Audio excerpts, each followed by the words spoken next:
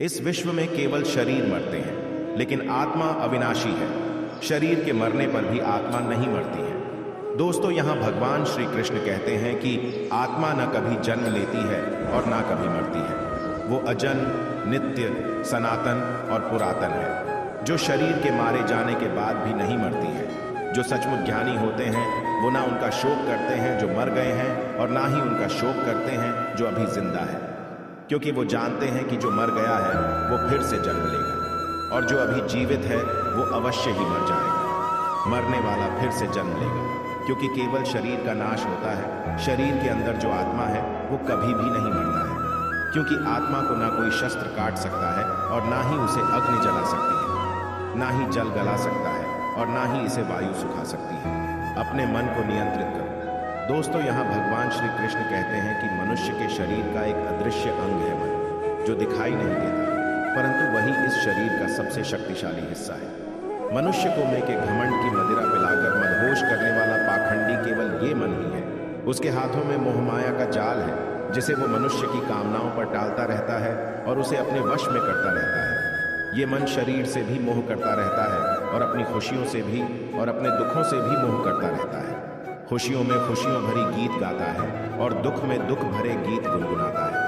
अपने दुखों में दूसरों को शामिल करके उसे खुशी मिलती है। किसी भी मनुष्य को उसका मन जीवन के अंत तक अपने जाल से निकलने नहीं देता। अपने रस्सी में बांधकर उसे तरह तरह के नाच नचवाता रहता है। ऐसा तब तक होता रहता है जब तक हम अपने आप को मन के अधीन रहने देंगे, तब तक हमारा मन हमें नाच नचाता रहेगा। मनुष्य का मन मनुष्य को इतनी फुर्सत भी नहीं देता कि वो अपने अंतर में झांक कर अपनी आत्मा को पहचाने, और आत्मा के अंदर जिस परमात्मा का प्रकाश है उस परमात्मा का साक्षात्कार करे। किसी भी जीवित प्राणी के लिए आवश्यक है कि प्राणी अपने मन को काबू में करके अपने अंतर में झांक कर अपनी आत्मा को देखे। तब उस आत्मा के अंदर उसे परमात्मा का प्रकाश स्पष्ट दिखाई देगा, और उसी को ही परमात्मा का साक्षात्कार कहते हैं। हमारा शरीर और मन कैसे काम करता है?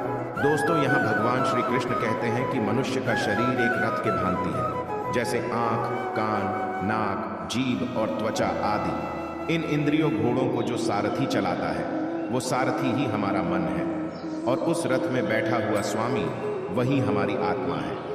मनुष्य की इंद्रियां विषयों की ओर आकर्षित होती रहती हैं, और ये सब तभी तक ही हो सकता है जब तक जीवात्मा अपने मन को काबू में न लाए। जब तुम स्वयं मन के अधीन न रहकर अपने मन को अपने अधीन कर लोगे, तो वही मन एक अच्छे सारथी की तरह तुम्हारे शरीर रूपी रथ को सीधे प्रभु की चरणों में ले जाएगा। एक ही कर्म किसी के लिए पाप बन जाता है और दूसरे के लिए पुण्य बन जाता है। दोस्तों, एक मनुष्य किसी कमजोर और बूढ़े व्यक्ति का धन लूटने के लिए उसकी हत्या कर देता है, तो उस व्यक्ति को निश्चित ही उसके द्वारा किए गए कर्म का पाप लगता है।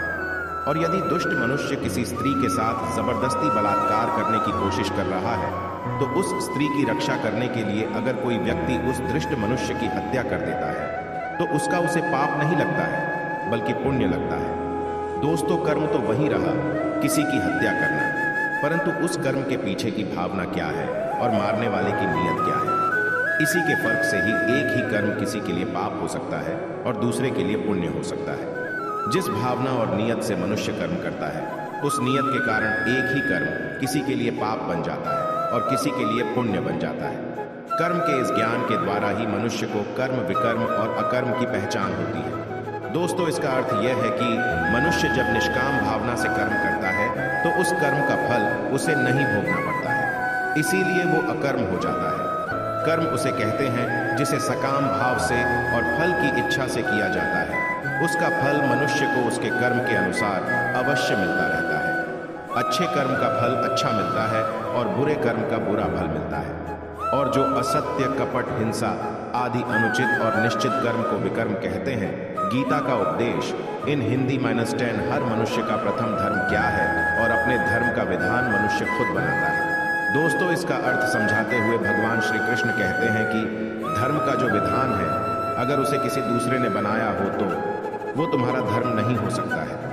तुम्हारा धर्म वही है जिसे तुमने स्वयं बनाया, जिसे तुम्हारी आत्मा ने स्वीकार किया। धर्म एक व्यक्तिगत चीज है जिसका फैसला व्यक्ति को खुद लेना पड़ता है। दोस्तों, मैं आपको एक उदाहरण देकर समझाता हूँ। दोस्तों, अगर किसी के गांव पर डाकू हमला करके उस गांव की लड़कियों का अपहरण कर रहे हैं और उसी समय किसी का पिता मृत्युशैया पर पड़ा अंतिम सांस ले रहा है और अपने पुत्र से बार बार पानी की एक एक घुट मांग रहा है, उस समय उस व्यक्ति का यानी कि उस पुत्र का क्या धर्म होना चाहिए?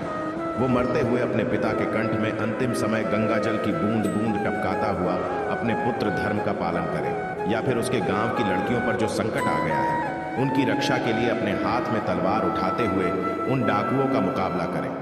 अवश्य पड़े तो अपनी जान भी देकर अपने गांव की इज्जत बचाएं। दोस्तों, इसका निर्णय कोई दूसरा व्यक्ति कैसे कर सकता है? इसको धर्म का दौराहा या धर्म संकट भी कहते हैं। ऐसी स्थिति में वो व्यक्ति क्या करे, उसका फैसला कोई और व्यक्ति नहीं कर सकता, बल्कि ये निर्णय उसे खुद ही लेना पड़ता है कि उस समय उसका प्रथम जो अहंकार से मोहित हो जाता है वह सोचता है मैं करता हूँ।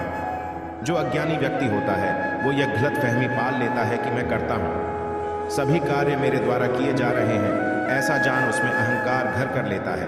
परंतु इस श्रेष्ठी में जो भी हो रहा है वो तो प्रकृति द्वारा किए जा रहे हैं। अज्ञानता के कारण व्यक्ति में जो मैं का अहंकार जन्म ले लेता है तो उसका पतन होना निश्चित है। मैं किसी का भाग्य निर्माण नहीं करता, हर व्यक्ति अपना भाग्य स्वयं बनता है।